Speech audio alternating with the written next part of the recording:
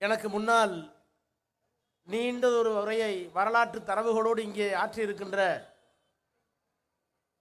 நாங்களெல்லாம் கல்லூரி மாணவராக இருந்தபோது அவருடைய சொற்பொழிவை கேட்பதற்காக சைக்கிளிலே 10 கிலோமீட்டர் 20 கிலோமீட்டர் போய் கேட்டு திரும்பிய எனது அன்பிற்கும் பெரு மதிப்பிற்கும் உரிய கழகத்தினுடைய அமைப்பு செயலாளர் அண்ணன் RS பாரதி அவர்களே, மாவட்ட கழகத்தினுடைய மதிப்பிற்குரிய செயலாளர், மக்கள் நல்வாழ்வுத்துறை அமைச்சர்,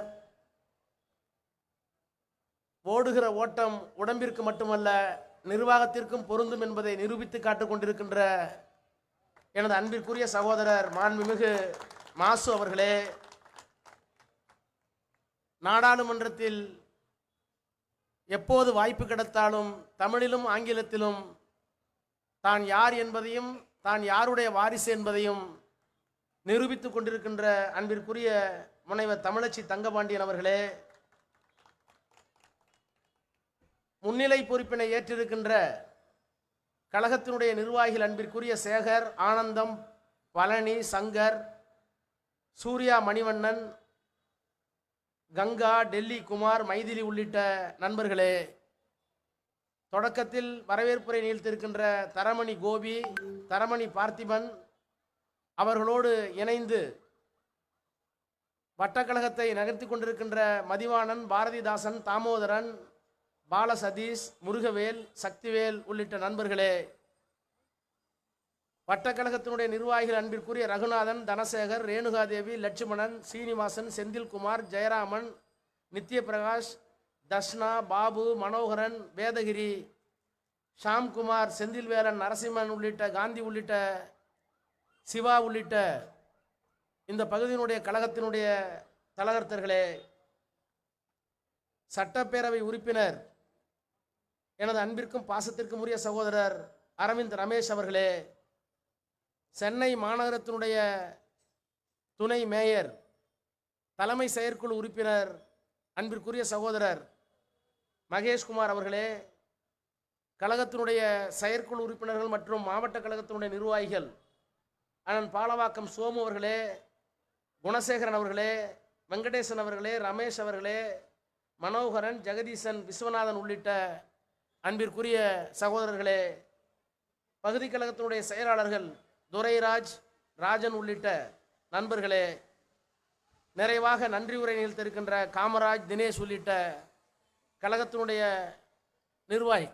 நிர்வாகிகளே, பல்வேறு அணிகளினுடைய பொறுப்பாளர்களே, திராவிட முன்னேற்ற கழகத்தினுடைய பல்வேறு நிலைகளில் பணியாற்றுகின்ற அன்பிற்குரிய தோழர்களே, பெரியோர்களே, தாய்மார்களே, பத்திரிகையாளர்களே, அனைவருக்கும் வணக்கம். நம்முடைய அன்பு தலைவனுடைய 72வது பிறந்த நாளை ஒரு தனி மனிதனுடைய பிறந்த நாள் விழாவாக அல்லாமல் திராவிட கருத்தியலுக்கு நாம் எடுக்கின்ற விழாவாக, திராவிட மாடல் ஆட்சிக்கு நாம் எடுக்கின்ற விழாவாக, பெரியார், அண்ணா, கலைஞர் அவர்கள் கட்டி காப்பாற்றிய அந்த அரசியல் இன்னும் போய் சேர வேண்டிய தூரம் இருக்கிறது, அதை வெல்லக்கூடிய ஒரே மனிதர் அவர் என்பதற்காக இன்றைக்கு வேளச்சேரியிலே மட்டுமல்ல, தமிழ்நாட்டில் இருக்கிற மாவட்ட தலைநகரில் மட்டுமல்ல, வட்டங்களில் மட்டுமல்ல, பேரூரில், ஊராட்சியில் மட்டுமல்ல, தமிழர்கள் எங்கெங்கெல்லாம் வாழுகிறார்களோ நாடு கடந்து அங்கெல்லாம் இந்த பிறந்தநாள் விழா சிறப்பாக நடைபெறுகிறது என்பதை நீங்கள் அறிவீர்கள். மணி 8:30க்கு மேல் ஆகிறது. தாய்மார்கள் எல்லாம் செல்ல வேண்டும். நல்லதொரு விலையை நீண்ட நாட்களுக்கு பிறகு அண்ணன் பாரதி அவர்கள் உரையாற்ற நான் கேட்டிருக்கிறேன். எனவே உங்களை நான் அதிக நேரம் தொந்தரவுபடுத்த விரும்பவில்லை. ஒன்றை சொல்ல வேண்டும். 7 ஆண்டு காலம் முதலமைச்சராக இருந்த கலைஞர் அவசர நிலை காலத்தில் எப்படியெல்லாம் அவமானப்படுத்தப்பட்டார், துன்பப்படுத்தப்பட்டார், அதை எப்படியெல்லாம் வெற்றி கொண்டார் என்பதை நம்முடைய அண்ணன் RS பாரதி அவர்கள் உடனிருந்த காரணத்தினால் இங்கே சொன்னார். அப்போதெல்லாம் நாங்கள் 8ஆம் வகுப்பு 9வது படித்துக் கொண்டிருந்த காலம் எங்களுக்கு தெரியாது.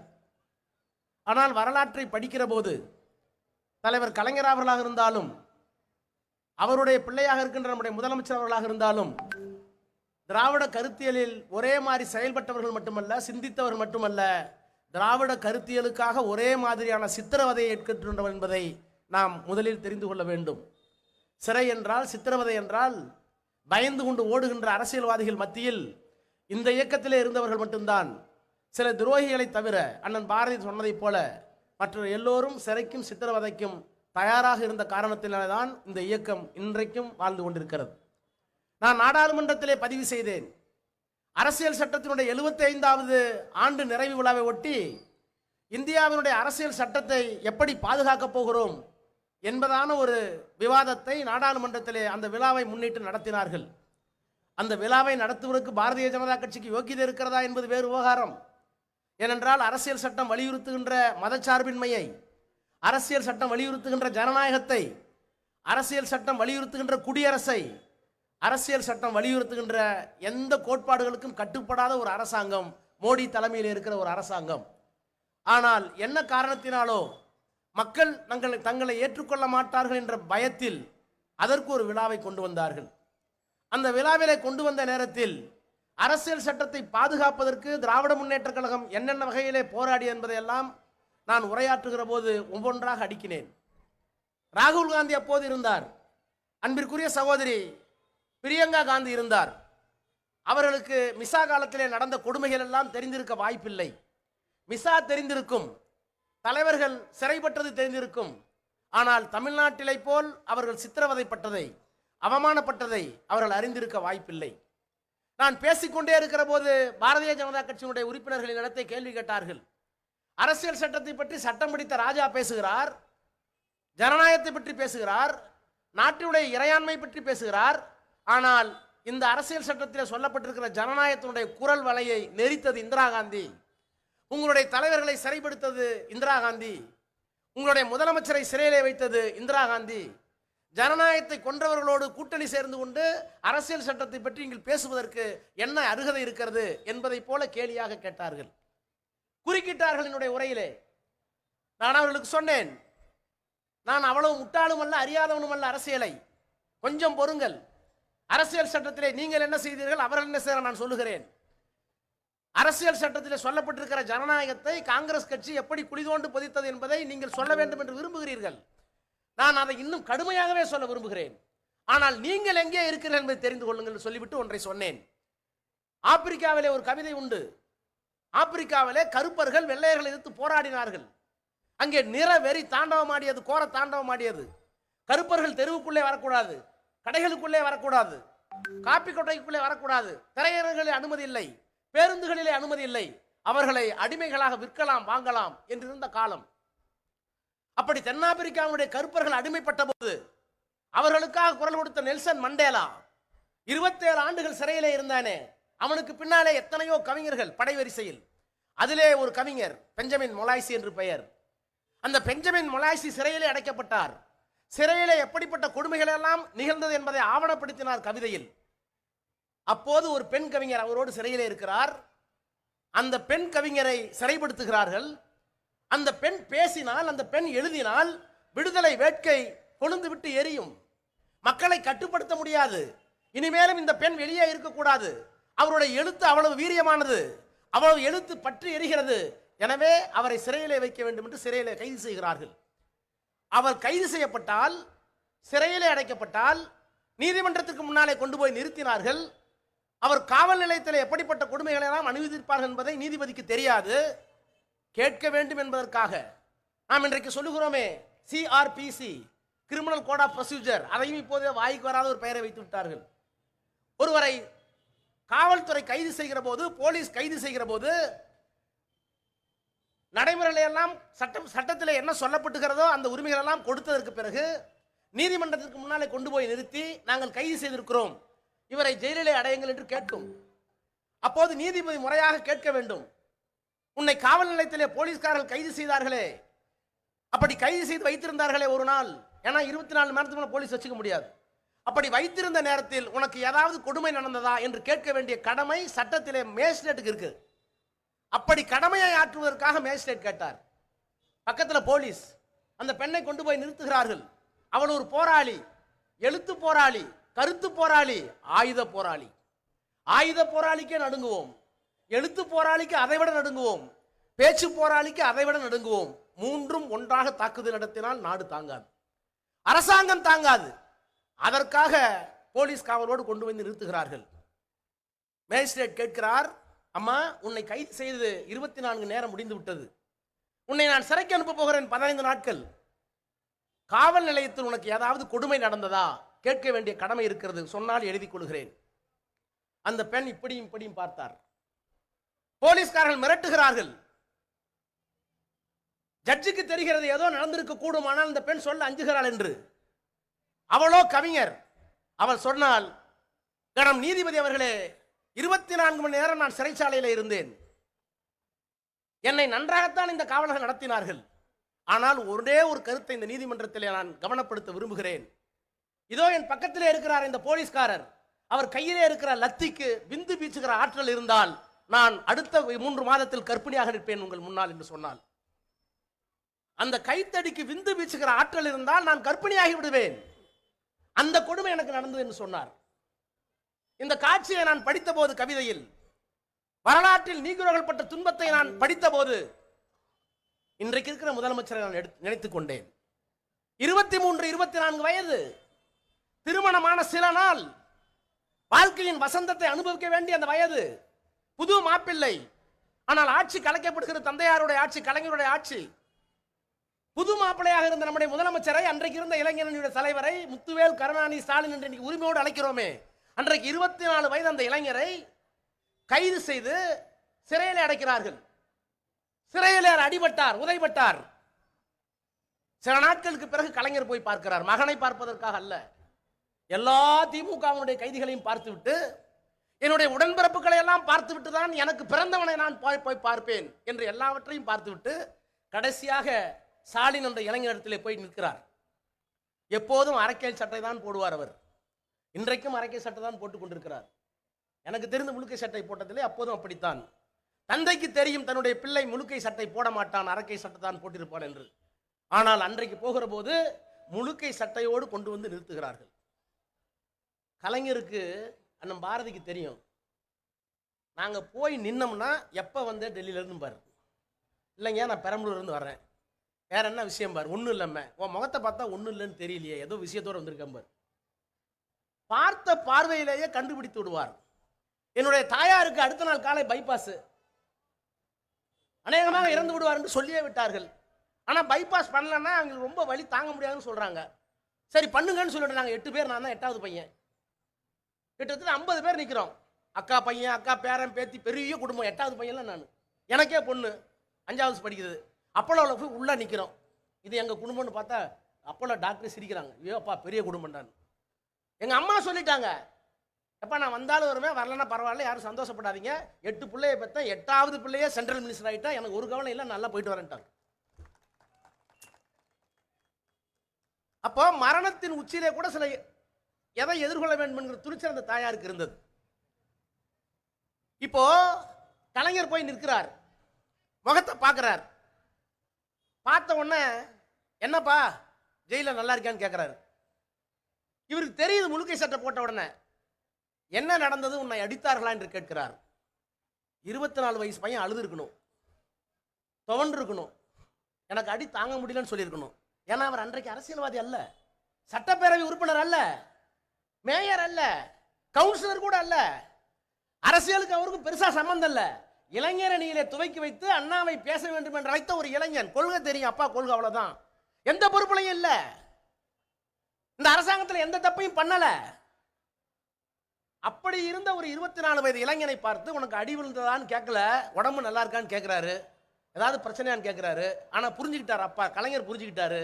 ஆனால் அந்த 24 வயதன் அன்றைக்கு 24 வயது இளைஞன் அன்றைக்கு சொன்னார், எனக்கு ஏற்பட்ட காயத்தை பற்றி கவலைப்படாதீர்கள், ஜனநாயகத்திற்கு ஏற்பட்ட காயத்தை, அரசியல் சட்டத்திற்கு ஏற்பட்ட ஆபத்தை போய் சரி செய்யுங்கள், என்னை நான் பார்த்துக் கொள்கிறேன் என்று சொல்ல மதிநுட்பம் உள்ள, வினை நுட்பம் உள்ள, மன வலிமை இருந்த ஒரு இளைஞன் தான் இன்றைக்கு தமிழ்நாட்டுடைய முதலமைச்சர். அந்த இளைஞன் தான் இன்றைக்கு முதலமைச்சர், ஒரு சாதாரண ஆள் அல்ல.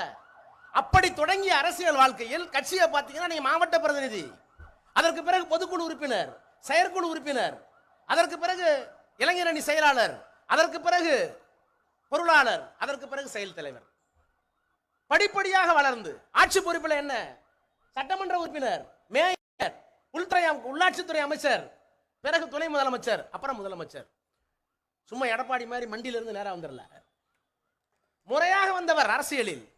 அதனாலதான் அவருக்கு பிறந்த நாள். நான் இன்றைக்கு கேட்கிறேன், இந்தியாவில் இந்த அனுபவத்தோடு ஜனநாயகத்தை காப்பாற்றுவதற்கு சிறைக்கு போய் அடிபட்டு 24 வயதில் தழும்புகளை தாங்கி படிப்படியாக வளர்ந்து பரிணாம வளர்ச்சி பெற்று முதலமைச்சராக ஒரு கட்சியினுடைய தலைவராக அரசியல் சட்டத்தை காப்பாற்றக்கூடிய இந்தியாவில் வலிமை மிக்க ஒரு மிகப்பெரிய அரசியல் தலைவனாக இருக்கக்கூடிய ஒரு ஆள் யார் என காட்டு. நான் அவனுக்கு பிறந்த நாள் கொண்டாடுறேன். யாராச்சும் உண்டா? யாராச்சும் உண்டா? இந்த ஆட்சியை தேச விரோத ஆட்சின்னு உள்துறை அமைச்சர் சொல்றார். எது தேச விரோத ஆட்சி? நாங்க எப்படி தேச விரோதி? நான் அமித்ஷாவை கேட்கிறேன், நான் மோடியை கேட்கிறேன். காஷ்மீர் சட்டமன்றத்தில் உமர் அப்துல்லா பேசுகிறார். காஷ்மீர் சட்டமன்றத்தில் அந்த நாட்டினுடைய முதலமைச்சர் பேசுகிறார். பொறுப்புள்ள முதலமைச்சர், அரசியல் சட்டத்திலே பதவி பிரமாணம் எடுத்துக்கொண்ட ஒரு முதலமைச்சர் பேசுகிறார். என்ன பேசுகிறார் தெரியுமா? இன்னைக்கு பார்த்திருப்பீங்க டிவியில காலையில. ஏறத்தாழ 50,000 கிலோமீட்டர் காஷ்மீர் இந்தியாவிலே இல்லை. அந்த 50,000 கிலோமீட்டரை சீனா ஆக்கிரமித்திருக்கிறது. மத்திய அரசாங்கத்துக்கு தெரியும், பிரதமருக்கு தெரியும், உள்துறை அமைச்சருக்கு தெரியும். தேசத்தை பறிகொடுத்து விட்டு மறைக்க பார்க்கிறீர்கள். குற்றச்சாட்டு சொன்னது யார்? முதலமைச்சர். எங்கே சொன்னார்? வேளச்சேரியிலா? பொதுக்கூட்டத்திலா? ஒரு மாநிலத்தின் சட்டமன்றத்திலே சொன்னார். நான் சொல்லுகிறேன், அமித்ஷாவுக்கு யோகிதை இருந்தால், அமித்ஷாவுக்கு தகுதி இருந்தால், உள்ளபடியே உள்துறை அமைச்சருக்கு யோகியவனாக இருந்தால் என்ன காரியம் செய்திருக்க வேண்டும்? உமர் அப்துல்லா சொன்னது தவறு, அது தேச விரோத ஆட்சி, சீனாவுக்கு நாங்கள் பறிகொடுக்கவில்லை, நிரூபித்தால் நான் பதவி விலகிறேன் சொல்லணும். இல்லை என்றால் அவர் சொல்வது போய், அந்த ஆட்சியை கலைக்கிறேன். கலைச்சிருக்கணும். நேரம் கலைக்கிறதுக்கு துப்பு இல்ல, பதில் சொல்றதுக்கு யோகியம் இல்ல. இங்க வந்து நீங்க வந்து தேச விரோத ஆட்சி எங்களை பார்த்து. யார் தேச விரோதி? உமர் அப்துல்லா சொல்லுவதாக என்றால் அமித்ஷா தேச விரோதி. 50,000 கிலோமீட்டர் விட்டாங்க பேர் என்ன? 50,000 கிலோமீட்டரை பறிகொடுத்து விட்டு தேசபக்தியை பற்றி நீ பேசுவதற்கு நீ யார்? எங்களுக்கு தேசபக்தி இல்லையா? எங்களுக்கு தேசபக்தி இல்லையான்னு கேட்டேன். 1971 பாகிஸ்தான் படையெடுத்து வந்த போது எந்த முதலமைச்சரும் தரவில்லை. 6 கோடி ரூபாயை அள்ளி தந்த மகத்தான தலைவர் கலைஞர். எங்களுக்கு என்ன தேசபக்தி தெரியாது? பாகிஸ்தான் சண்டைக்கு எங்களுக்கு என்ன சம்பந்தம்? நாங்க திராவிட நாடு கேட்டோம், தனித்தமிழ் நாடு கேட்டோம், அப்புறம் மாநில சுயாட்சிக்கு வந்தோம். நாங்க ஆட்சிக்கு வந்த பிற்பாடு கூட பெரியார் எங்களை மன்னிக்கலையே. நாங்க 67 ஆட்சிக்கு வந்த பிறகு கூட 73 சாவர வரைக்கும் எங்களை பெரியார் மன்னிக்கல. நல்ல முதலமைச்சர் கலைஞர், திமுக நல்ல ஆட்சி, ஆனால் சமரசம் செய்து கொண்டார்கள். நான் சாகர வரை தனித்தமிழ் தான் கேட்கிறேன். பார்ப்பன பணிய ஆதிக்கத்திலிருந்து வெளியே வந்து சாதி இல்லாத ஒரு சமுதாயத்தை படைக்க வேண்டும் என்றால் இந்தியாவில் முடியாது. நான் தனித்தமிழ் நாடு கேட்கிறேன் கேட்டுட்டே இருந்தவர் பெரியார். அவரை கூட தேச விரோதி உங்களால் சொல்ல முடியாது. ஏன்னா அவர் சொன்னதுக்கு பின்னால காரணம் இருக்கு. மாநில சுயாட்சி கேட்டோம், ராஜமன்னார் குழுவை அமைத்தோம். இவ்வளவுக்கும் பிறகு கார்கில் போர் வந்துச்சு. கார்கில் போருக்கு எங்களுக்கு என்ன சம்பந்தம்? கார்கில பிறந்தவன் தமிழனா? கார்கில்ல படிச்சவன் திருக்குறள் படிச்சானா? நாங்கள் நேசிக்கிற தமிழுக்கு அவனுக்கு என்ன சம்பந்தம்? சங்கத்தமிழ் பாடல் அவன் படிச்சானா? ஈழத்தில் இருக்கிற தமிழன் எங்களுக்கு தெரியும். என் தமிழன் ஈழத்துக்காக நான் குரல் கொடுக்கிறேன், ஈழத்துக்காக நான் பேசுகிறேன். ஈழத்திற்காக எதையும் செய்வேன் என்றால் ரத்த உறவு, தொப்புள் உறவு. ஆனால் காஷ்மீரில் இருக்கிற ஆள் யார்? மதத்தால் இஸ்லாமியன், நாட்டால் காஷ்மீரி. அவன் பேசுகிற மொழிக்கும் எனக்கு சம்பந்தம் இல்ல. இன்னும் சொல்ல போனா கன்னடமும் கணிதெலுங்கும் கவின் மலையாளமும் தாயே தமிழே உன் உதிரத்தே உதித்திருந்தே என்று சொன்னார்களே. தெலுங்கிய மொழி, பங்காளி மொழி, மலையாளனுடைய மொழி, அந்த மொழி கூட இல்லடா. பங்காளி கூட அவன் எதிர்மொழியா வேற இடத்துல இருக்கலாம். ஆனால் அங்கே இறந்து போனவன் எந்த மொழி பேசுகிறான் என்பதல்ல, எந்த மதத்துக்காரன் என்பதல்ல, இறந்து போகிறவன் மனிதன், பாதிக்கப்படுகிறவன் மனிதன். மானுடத்தை காப்பாற்றுவதுதான் திராவிடம் என்று கலைஞர் 100 கோடி ரூபாய் அள்ளி கொடுத்தார் வாஜ்பாயிட்ட போய். வேற எந்த முதலமைச்சர் கொடுத்தான்? 100 கோடி ரூபாயை கொடுத்தார். 71 6 கோடி, 99 100 கோடி. இந்த தேசம் நன்றாக இருக்க வேண்டும். இன்னும் சொல்ல போனால் அரசியல் சட்டத்தின் முகப்புறம் என்ன சொல்லுது? We the people of India having solemnly resolved to constitute India into a sovereign, secular, socialistic, democratic republic. இது ஒரு குடியரசுள்ள நாடு, இறையாண்மையுள்ள நாடு, சமதர்ம நாடு, மதசார்பற்ற நாடு. இறையாண்மை நாடுன்னு என்ன அர்த்தம்? இறையாண்மை நாடுனா ஒரு பவுண்டரி, ஒரு எல்லை. இந்த எல்லைக்குள்ளப்பட்ட பூகோளம் என்னுடையது, அதில் தான் இறையாண்மை. அந்த இறையாண்மையை காப்பாற்றுவதற்கு திமுக என்ன பண்ணிருக்கு? 6 கோடி கொடுத்துருக்கு, 100 கோடி கொடுத்துருக்கு. நாங்கள் தான் காப்பாற்றணும். இன்னைக்கு 50,000 கிலோமீட்டர் ரூட்டு இல்லைன்னு சொல்றானே, வெக்கமா இல்லை உங்களுக்கு? இந்தியாவினுடைய இறையாண்மையை காப்பாற்ற வேண்டும் என்பதற்காக 6 கோடி ரூபாயை 71இல் 100 கோடி ரூபாயை 1999 கொடுத்த நாங்களா தேச துரோகி? 50,000 கிலோமீட்டர் கொடுத்துட்டு உட்காந்துருக்கேன் நடு ரோட்ல முக்காடு போட்டுக்கிட்டு. நீ தேச துரோகியா, நாங்க தேச துரோகியா? என்ன நியாயம்? நான் இன்னும் சொல்லட்டுமா? இந்த மனிதருக்கு, இந்த மாமனிதருக்கு 72வது பிறந்த நாளை ஏன் கொண்டாடு சுருக்கமா சொல்லி முடிச்சிடறேன். நேரம் இல்லை, ரொம்ப நேரமா உட்காந்துருக்கீங்க. இந்த இயக்கத்தை அண்ணா துவக்கினார். எங்களுடைய கருத்து பிதாவாக இருந்து பெரியார் இருந்தார். பெரியார் காலத்தில் ஜனசங்கம் இருந்தது. ஊருக்கு 2 பேர் தான் தமிழ்நாட்டில், இந்தியாவிலே 2 பேர் தான். பெரியார் காலத்தில் இன்றைக்கு பிஜேபிக்கு முன்னோடி ஜனசங்கம். எங்களுக்கு ஆபத்து இல்லை, பெரியாருக்கு ஆபத்து இல்லை. அண்ணா காலத்தில் 2 எம்பி டெல்லியில் ஜனசங்கம் பிஜேபி. அப்ப எங்களுக்கு ஆபத்து இல்லை, எங்க மொழிக்கு ஆபத்து இல்லை, எங்க இனத்துக்கு ஆபத்து இல்லை, எங்க நாகரிகத்துக்கு ஆபத்து இல்லை, எங்க பண்பாட்டுக்கு ஆபத்து இல்லை, எங்களுடைய வாழ்வியல் உரிமைக்கு ஆபத்து இல்லை. அப்ப பெரியார் இருந்த போது ஆபத்து இல்லை, எதிரிகள் இல்லை. அண்ணா இருந்த பேர் 2 பேர் இருந்தான். கலைஞர் இருந்த பேர் கொஞ்சம் பேர் இருந்தான், 50-60 பேர் இருந்தான். ஆனா கலைஞர் சாதுரியத்தால் என்ன பண்ணார் தெரியுமா? அவங்களோட கூட்டணி வச்சார். கூட்டணி வச்சப்ப எங்க ஆசிரியர் என்ன சொன்னார்? என் குருநாதர் நான் தீகாரம் தந்தேன். வீரமணி என்ன சொன்னார் ஆசிரியர்? ஐயோ போச்சு, கொள்கையை விட்டு விட்டது திமுக. கடுமையா எழுதிட்டு இருந்தாங்க. அது நீங்க பாத்தீங்கன்னா மலர்லயே எழுதியிருக்க மாசு. ஆசிரியர் விடுதலையில் கஷ்டாமுசான்னு எழுதுவார் திமுகவையும் கலைஞரையும். நாங்கள் என்ன பண்ணுவோம்? சாயங்காலமே விடுதலையை மறைச்சி வச்சுட்டோம் 2 நாள். நானும் சண்முகநாதன் சேர்ந்து ரொம்ப மோசமாக இருக்குது. உடனே சண்முகநாதன் சொன்னார், உன் குருநாதன் இப்படி தான் பண்ணுவேன்னாரு. விடுங்க, தலைவர் மனசு கஷ்டப்படாது, நிறுத்தி வச்சுக்கிட்டோம். எழுதியிருக்கேன். இப்போ விடுதலையை மறைச்சிட்டோம். கண்ணாப்படம் எழுதிட்டு இருக்காங்க திமுக பற்றி. ஏன்? வாஜ்பாய் கூட்டணி போட்டார், கொள்கையை விட்டார் கலைஞர்னு. கொள்கையெல்லாம் ஒன்றும் விடல. அவருக்கு அவர் பெரியாராகவே இருந்தார், நாங்கள் அண்ணாவே இருந்தோம், அவ்வளோதான். அண்ணா ராஜா ஜோட்டு கூட்டணி செஞ்சப்போ இதே பெரியார் தான் சொன்னார். எல்லாம் திட்டினார்ல, போச்சு போச்சு போச்சு எல்லாம் போச்சு, அண்ணாதில் போய் சேர்ந்துட்டார் ராஜா ஜோட, எல்லாம் போச்சுனாரு. உலகத்தில் எதற்கும் பணியாத, எதற்கும் செய்வதற்கு துணிந்த பெரியாரை குனிய வைத்து, பணிய வைத்து, அள வைத்த ஒரே பெருமை அண்ணாவுக்கு தான் உண்டு. நாணப்படுத்தினார்.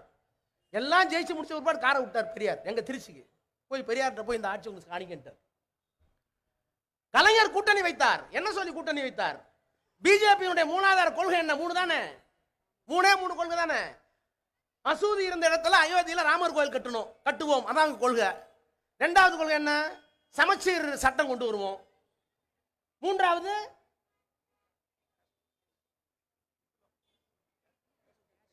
காஷ்மீருக்கு வழங்கப்பட்ட 370. இந்த 3 கொள்கை தான் பிஜேபியினுடைய 3ஆதார கொள்கை. ஆனா அண்ணன் முரசொலி மாறன் அவர்களும் கலைஞரும் வாஜ்பாயை கூப்பிட்டு என்ன சொன்னாங்க? வாஜ்பாய் இங்க வா, உன் கட்சி திருட்டு கட்சின்னு எனக்கு தெரியும், திருடுற பழக்கம் உங்களுக்கு இருக்கு, ஆனா ஒரு அக்ரிமெண்ட், என்னோட இருக்கிற வரைக்கும் திருடக்கூடாது, என்னோட இருக்கிற வரைக்கும் திருடக்கூடாது. அதுக்கு பேர் குறைந்தபட்ச செயல் திட்டம். நாங்கள் உங்களோடு கூட்டணியில் இருக்கிறோம், ஆனால் உங்கள் 3ஆதார கொள்கையான ராமர் கோயில் கட்டுவதை கைவிட வேண்டும், இஸ்லாமியர்களுக்கு எதிராக சிவில் சட்டம் கைவிட வேண்டும், காஷ்மீருக்கு வழங்கப்பட்ட சிறப்பு அதிகாரம் கை வைக்க கூடாது, இந்த 3 செய்யக்கூடாதுன்னு கையெழுத்து வாங்கி கொண்டு தான் நாங்கள் போனோம். அப்படி இருந்தும் ஆசிரியருக்கு பிடிக்கல, கசாமுசான்னு எழுதிட்டு இருந்தார். விடுதலையை மறைச்சி வச்சோம். கலைஞர் கூப்பிட்டார், இங்கே வாராஜான்னார். விடுதலை எங்கன்னு கேட்டார். இன்னும் வரலைங்க என்ன, மணி 6, விடுதலை வராமலாம் இருக்காது, வந்திருக்கும், எங்கே உண்மையை சொல்லுனாரு. கீழே தாங்க வச்சிருக்கோம், எதுக்கு வேணாலும் விட்டுறணும், எடுத்துட்டு வந்தார். பார்த்தா கடுமையாக எழுதியிருக்காரு. சொன்னார், தலைவர் சொன்னார், உன் குருநாதர் என்ன திட்டினதுக்காக நீ மறைக்க பார்க்குற. ஒன்று சொல்கிறேயா, அரசியலில் எங்கே வேணாலும் நம்ம இருப்போம், ஆனால் விடுதலை இப்படி வந்தால் தான் அவர் வீரமணி, இல்லைன்னா அவர் ஈரமணினார். அவர் கொள்கையை அவர் பேசிட்டோம், நம்ம கொள்கையை நம்ம பேசுவோம். நான் அப்படியே ரெக்கார்ட் பண்ணிடுறேன், 2 பேரும் இருக்கும்போதே சொல்லியிருக்கிறேன். இப்படி வந்தால் தான் விடுதலை, விடுதலை இப்படி வந்தால் தான் வீரமணி, இல்லைன்னா அது ஈரமணினார். அப்போ எதிர்கட்சியில் இருந்தால் கூட, மாறுகின்ற போது கூட்டணி மாறினால் கூட, கொள்கையை பேசுகின்ற ஒருவரை அவமதிக்காமல் அவர்களையும் காப்பாற்றக்கூடிய வல்லமை மிக்க ஒரு தலைவராக அன்றைக்கு இருந்தார் கலைஞர். இன்னைக்கு அந்த கலைஞர் இருக்கிற போது, அண்ணா இருக்கிற போது ஏதாவது ஒண்ணுக்கு தான் ஆபத்து வரும். நான் சொன்ன அரசியல் சட்டத்தில் இறையாண்மை, ஜனநாயகம், மதச்சார்பின்மை, சமதர்மம், இந்த 4 தான் அடிப்படை அரசியல் சட்டத்துக்கு. Basic structure of the constitution cannot be amended. அரசியல் சட்டத்தினுடைய அடிப்படை பண்புகளை யாராலும் மாற்ற முடியாதுன்னு 13 நீதிபதி சொல்லிட்டான். ஆனா அதை மாற்றணும்னு விரும்பின காலத்தில் 76ல் ஜனநாயகத்துக்கு பாதிப்பு வந்துச்சு. ஜனநாயகத்துக்கு பாதிப்பு வந்தபோது நான் காங்கிரஸ்காரர்கிட்ட சொன்னேன், நாடாளுமன்றத்தை சொன்னேன், இப்படிலாம் அடி வாங்கினவர் எங்கள் தலைவர்னு. வெளியில் பிரியா காந்தி என்னை கூட்டிகிட்டு போய் இதெல்லாம் உண்மையா? அண்ணன் ஸ்டாலின் இப்படிலாம் நடந்துச்சான்னு உங்க பாட்டிக்கு தெரியுமோ தெரியாதுமா? இதெல்லாம் நடந்துச்சுன்னு. ஐயோ, அதுக்காக நான் இப்ப மன்னிப்பு கேட்கிறேன். நான் என்ன சொல்ல வரேன்னா, கலைஞர் காலத்தில் ஜனநாயகம் மட்டும்தான் பாதிச்சது, அண்ணா காலத்துல சமதர்மம் மட்டும்தான் பாதிச்சது. அதற்கு பிறகு மதசார்பின்மைக்கு ஆபத்து வந்த போது கலைஞர் வேற மாதிரி கையாண்டார். இப்ப நான் சொன்னேன், பிஜேபியோட கூட்டணி போட்டார்.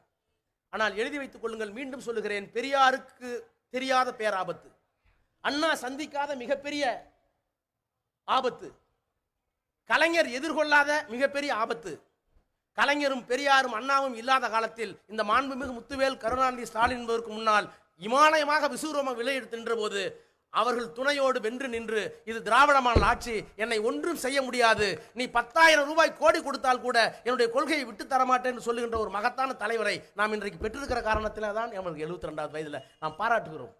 தனி மனிதனுக்காக அல்ல, பெரியாருடைய கொள்கையை, அண்ணாவினுடைய கொள்கையை, கலைஞருடைய கொள்கையை காப்பாற்ற வேண்டும், திராவிடம் வாழ வேண்டும் என்று சொன்னால் இந்த மனிதன் இன்னும் 100 ஆண்டுகள் வாழ வேண்டும் என்று வாழ்த்துவோம். அவர் வாழ்க, தலைவர் வாழ்க. நன்றி, வணக்கம்.